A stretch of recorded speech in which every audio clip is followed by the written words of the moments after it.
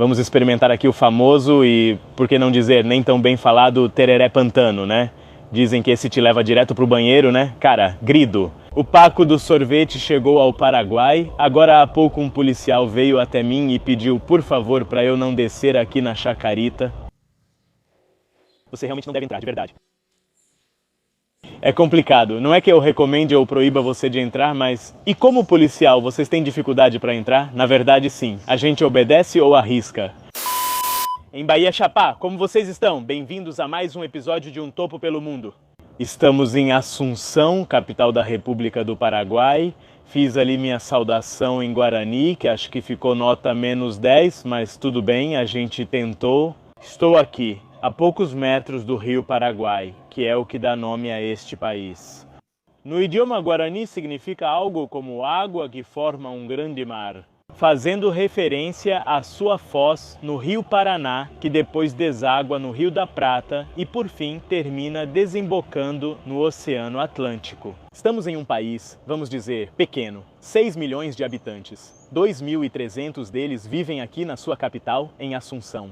E a grande maioria da população está concentrada no seu lado oeste, nos limites com o Brasil e com a Argentina. No seu lado oeste vive menos de 5% do Paraguai, ou seja, na sua fronteira com a Bolívia, que é onde se encontra o Chaco Boreas, toda uma região de selva. E falando do idioma guarani, um dos povos originários que habitaram essa região foram justamente os guaranis, mas não foram os únicos. Segundo se acredita, os guaranis tiveram uma grande predominância aqui, inclusive seu idioma é falado até hoje. É língua oficial do Paraguai e a grande maioria da sua população fala, inclusive há pessoas que chegam a falar guarani e muito pouco espanhol. Dizem que o Paraguai, especialmente Assunção, é seguro, mas algumas senhoras alertaram. Cuidado com ladrões. Mesmo vindo de Buenos Aires, é sempre bom ter atenção. Eu levo a câmera aqui, bom, não sei se dá pra perceber, mas eu sempre levo ela amarrada, então tenho tipo uma corda que evita um roubo, sei lá. Acho que evitei um agora há pouco. Uma moto passou perto, pareceu que ia dar um puxão, mas viu que estava amarrada e foi embora. Aquele moleque veio com a moto ali, subiu na calçada. Estranho. Deixo a câmera amarrada. Talvez ele tentou roubar, mas viu que estava presa e desistiu. Melhor não mexer com o topo pelo mundo. Hoje faz 38 graus, caramba. Se a gente sobreviver e vocês puderem ver esse vídeo, não esqueçam de se inscrever, ativar o sininho e tudo mais, que é a forma de sentir o carinho de vocês. Eu diria o abraço de vocês, mas com esse calor, melhor não. Um balde de água fria, isso significaria a inscrição de vocês nesse momento.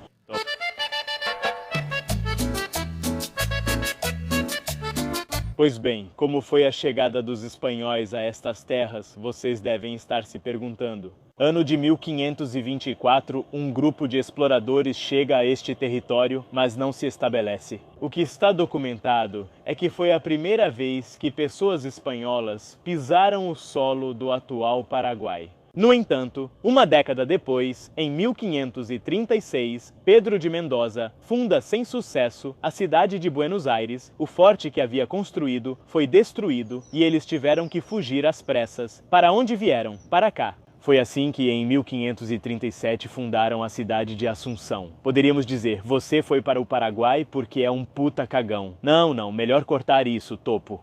O fato de que esta cidade tenha sido fundada em 1537 e que, consequentemente, as outras cidades do Paraguai tenham sido fundadas é o que denomina Assunção como a mãe das cidades. Seria a Santiago del Estero paraguaia, mas assim que se instalaram aqui, já tiveram seus problemas. Houve um caso muito emblemático que é conhecido como o da Índia.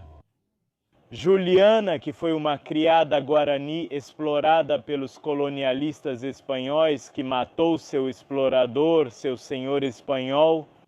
Rebelião e insurgência feminista no Paraguai há 15 anos.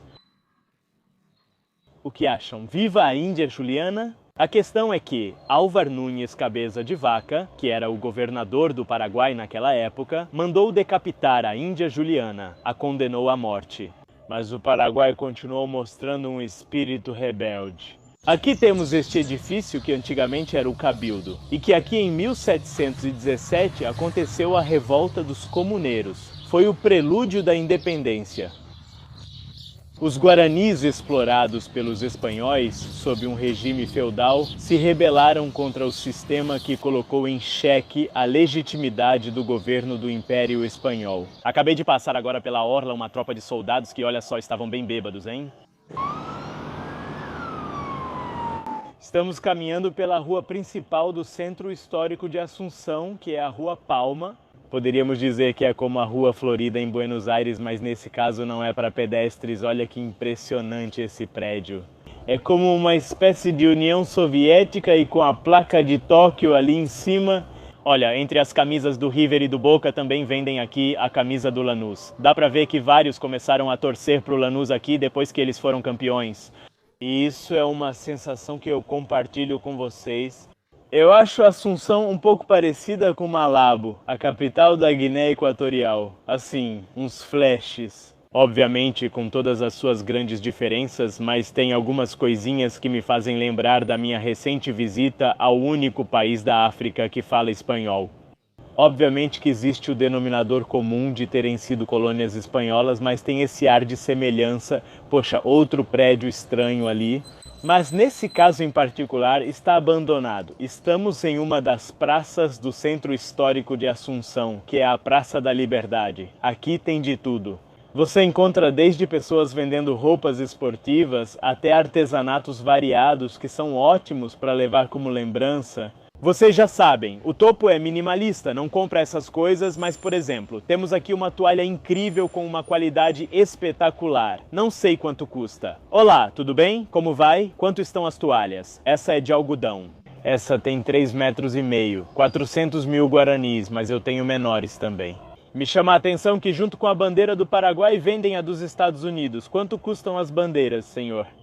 É dos Estados Unidos. Lá custa 60 mil. Temos de outros países também, amigo, como Itália e França. Meninas, posso perguntar? Algum desses é tereré pantano? Vamos testar o famoso e polêmico tereré pantano, né? Dizem que esse te leva pro banheiro. De jeito nenhum. É mesmo? De jeito nenhum? Cara, é uma bomba de frescor, hein? Delicioso, obrigado, viu? Refrescante. É tipo tomar cachamay, sabe? Caminhando pelo bairro histórico de Assunção.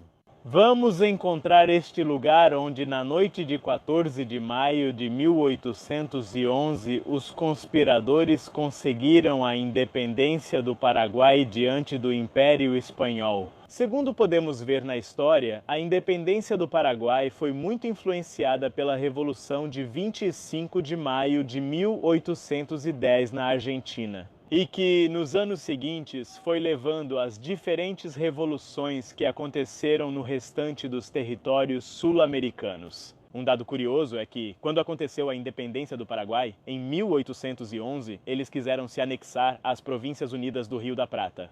Mas a elite portenha disse que não. Bando de hipócritas. A Argentina e o Paraguai têm muita relação na história. Às vezes em casos positivos como este, às vezes em casos negativos, como já vamos contar. Boludo! Grido! O Paco do Sorvete chegou ao Paraguai. Olá, tudo bem? Posso usar o banheiro? Ah, tem que consumir algo ou não? Então tem que consumir algo, né? Ok, obrigado. O Grido não deixa usar o banheiro sem consumir. Quem vai querer esse sorvete ruim? Eu até diria, pago por um sorvete, mas não me dê. Não estrague meu paladar. Quem mandou eu tomar tanto tereré?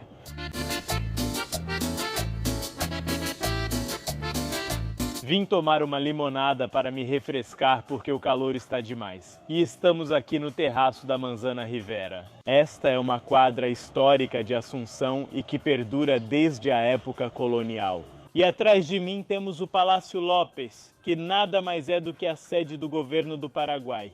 E este palácio tem uma história muito interessante. Ele se chama López por causa de Carlos Antônio López, presidente do Paraguai desde 1844. E que foi uma pessoa muito visionária e muito nacionalista. Para que tenham uma ideia, ele impulsionou o desenvolvimento ferroviário já em meados do século XIX, quando o trem era uma novidade. Também trouxe técnicos da Europa para o Paraguai e mandou paraguaios para estudar na Europa para aprimorar seus conhecimentos. Entre eles, seu filho Francisco Solano Lopes. e que inclusive foi presidente do Paraguai após a morte de seu pai em 1862. Este palácio aqui começou a ser construído em 1857. Mas em 1864 aconteceu um dos fatos históricos mais trágicos da história paraguaia. Durante o governo de Francisco Solano Lopes, o Paraguai foi atravessado pela Guerra da Tríplice Aliança. Como isso aconteceu? Ao Uruguai. Naquele momento havia uma disputa entre os blancos e os colorados. O Brasil tomou partido pelos colorados e, para isso, invade o Uruguai. Eis que Francisco Solano Lopes estava bastante alerta e vê que pelo rio Paraná passa um navio, o Marquês de Olinda. Nele estava o governador designado para o Mato Grosso, Carneiro de Campos. E foi assim que, com o sequestro desse navio e tendo o governador designado para o Mato Grosso, eles começam a pressioná-lo para conseguir informações. E de fato, Francisco Solano Lopes estava certo.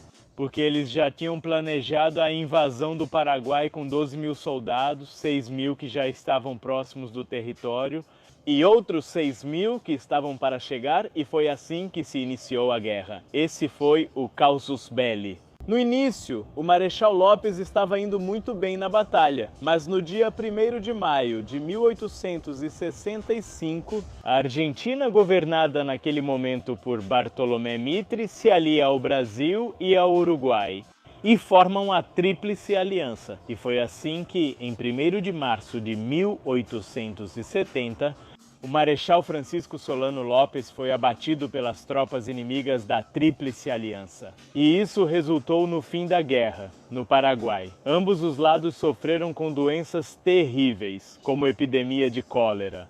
Inclusive, essa guerra trouxe para a Argentina, anos depois, a febre amarela. E estima-se que 2/3 dos homens morreram. E era uma sociedade de viúvas e solteiras. Dessa forma, o Paraguai ficou despovoado e não havia como fazê-lo crescer. E eles estavam tão desesperados para que a população crescesse que a poligamia foi normalizada para os homens. Os que sobreviveram podiam ter várias esposas, ou pelo menos procriar com várias mulheres, se fosse bem visto. Enquanto isso, os países vencedores, ou seja, a Argentina e, em grande parte, o Brasil, fizeram um verdadeiro rodízio geográfico, se apoderaram de tudo o que puderam do Paraguai, e como consequência da guerra, este palácio que temos aqui, a Casa do Governo, foi praticamente destruído em 1868, Uma vez terminada a Guerra da Tríplice Aliança, começaram a restaurar este palácio. E ele foi reinaugurado em 1892, com algumas partes faltando, que foram concluídas 2 anos depois, em 1894. A partir daí, ficou completo, como podemos ver hoje em dia. 24 mil guaranis. Paguei por um suquinho naquela varanda só para poder me filmar com o fundo da Casa do Governo do Paraguai. $3,50. Para ser no Paraguai, está caro. Pero lo bueno es que puede pagar con Cocos. Estou usando em todo o Paraguai sem nenhum problema. Pego o dinheiro que tenho em pesos e ele converte diretamente para o pagamento. Na melhor taxa de câmbio de todas. Não preciso me preocupar em pagar. Os cartões, todas essas coisas impostas. Pago com o cartão do Cocos, e ele faz a conversão diretamente. Não vou reclamar do preço da limonada, porque estamos compensando com os rendimentos que obtemos. Com os fundos de investimento que tenho no Cocos, muita gente me escreve no Instagram, comenta, manda WhatsApp perguntando: Topo, como invisto no Cocos? Você fala tanto, menciona tanto, também quero esse cartão. Vou deixar um link na descrição e no comentário fixado para baixar o Cocos, onde tudo é explicado. Olhem como se chama a rua onde fica a Casa do Governo, El Paraguaio Independiente. O centro histórico tem pouquíssimos prédios coloniais, porque tudo foi destruído durante a Guerra da Tríplice Aliança. O que podemos ver já é um pouco posterior. Algo importante a dizer é que o Paraguai prometia ser uma potência na América do Sul. E que a Guerra da Tríplice Aliança o arrasou. Inclusive houve muita influência britânica para ajudar a destruir o Paraguai, que a princípio acabou se tornando um estado satélite do Brasil, e que custou muito para conseguir se desenvolver novamente. Não só por isso, mas também porque o século XX para o Paraguai foi um desastre. Por exemplo, entre 1932 e 1935, eles travaram uma guerra contra a Bolívia. Que até mesmo o último tratado de paz, que encerrou tudo de vez, foi assinado em 2009 em Buenos Aires. E bom, nem se fala que até 1989 sofreu a ditadura nefasta de Stroessner, que durou mais de 40 anos e que, assim como aconteceu em diferentes países da América Latina, acabou com a vida de muitos jovens que foram considerados desaparecidos, e esta praça os homenageia. Aqui estamos dentro do Panteão dos Heróis, e aqui estão os restos dos heróis do Paraguai. Fico arrepiado de estar tão perto dos restos mortais, das figuras emblemáticas. Inclusive aqui também está José Gaspar Rodrigues de Francia, que foi a figura da independência paraguaia em 1811. Este edifício começou a ser construído em 1863, governo de Francisco Solano Lopes. O objetivo principal era ser o oratório da Virgem da Assunção. Mas, como consequência da Guerra da Tríplice Aliança, toda a construção foi obviamente interrompida e só foi concluída em 1936, ou seja, mais de 70 anos foi o tempo que levou para concluir este edifício. E depois depositaram aqui os restos dos heróis do Paraguai, como podemos ver até hoje. 1h da tarde. Acabei de pegar bem na hora da troca da guarda. Eles ficam lá por um bom tempo. Tem uns pobres rapazes com esse calor que está fazendo. Tudo bem, eles estão na sombra, mas ficar assim, com o uniforme e tudo, tem que ter resistência. Palmas para eles, meus parabéns. Ah, olhem, aqui em frente ao Panteão Nacional temos o ponto zero de Assunção, a poucos metros da Casa do Governo e do Palácio Legislativo, e até ao lado da Catedral e da Universidade Católica. Temos a entrada do bairro La Chacarita, que é um bairro marginal aqui de Assunção, coladinho ao centro. Tem um vídeo muito bom do meu querido amigo, colega, Las Rutas de Juan, que visitou esse bairro, que você tem carros de luxo, estacionados a poucos metros da entrada da La Chacarita. Agora há pouco, um policial se aproximou de mim e pediu, por favor, para eu não descer aqui na La Chacarita. Você realmente não deveria entrar. É complicado. Não. Não é que eu não recomendo, eu te proíbo de entrar, porque... E como policial, vocês têm dificuldade para entrar? Sim. A gente obedece ou entra assim mesmo? Eu iria, mas é melhor ir com alguém conhecido, como fez La Ruta de Juan, acompanhado de um morador. E isso permitiu que ele não tivesse nenhum tipo de problema. Ali já dá para ver de longe a Costanera. Fica bem colada à Casa do Governo. E tem um campo de jogo ali espetacular. Dá vontade de ir lá jogar uma partida. Parece campo de futebol profissional, dá pra dizer. Eles jogam com as camisas de cada time, mas melhor não descer, podemos acabar com problemas. Senão, depois voltamos com os pés pra frente.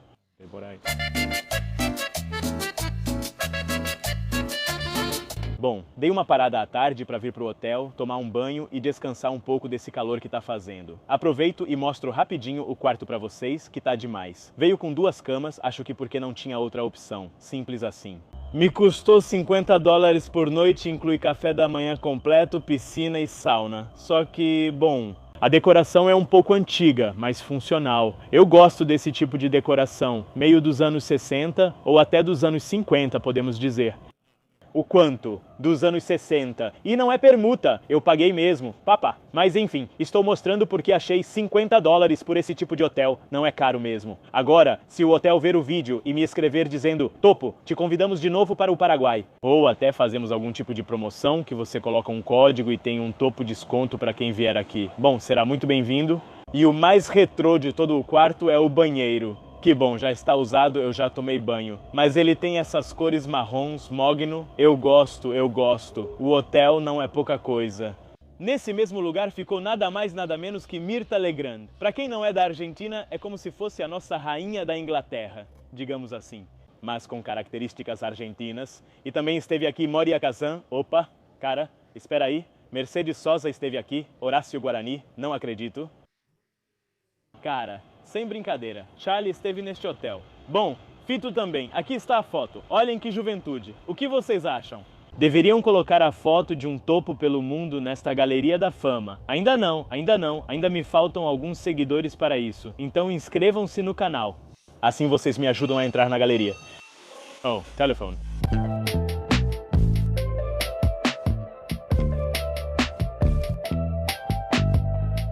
E voltei para o centro histórico. Vamos ver como é o movimento aqui à noite. Está bem agitado. Tem gente andando por aí. Não sei o que estão fazendo. Tudo muito iluminado. Eu gosto de como está decorado. E nas esquinas tem tipo uma barraquinha ali, com um barman que te vende alguma coisa para beber. Que legal.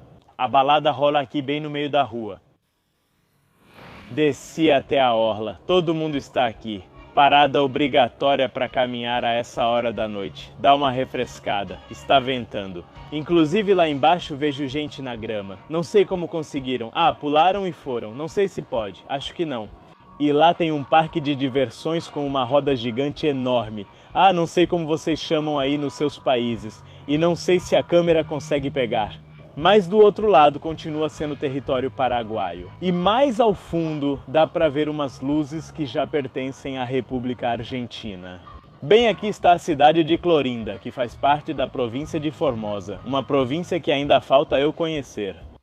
Vamos entrar aqui, que é onde vendem celulares de procedência duvidosa. E você tem iPhone também? iPhone, todos os modelos. Original, hein? Original. 100% original. Novo, na caixa. Novo, na caixa lacrada. O 17. O 17 Pro Max. Você vai conseguir colocar. Che, e esse beijo marcado aí no pescoço? Ou seja, podemos dizer que o Paraguai é torcedor do Boca. Torcedor do Boca. Cara, tem um museu de economia. Olha isso, que interessante. Aqui tem uma tela interativa onde você pode decidir o orçamento da nação. Vamos ver.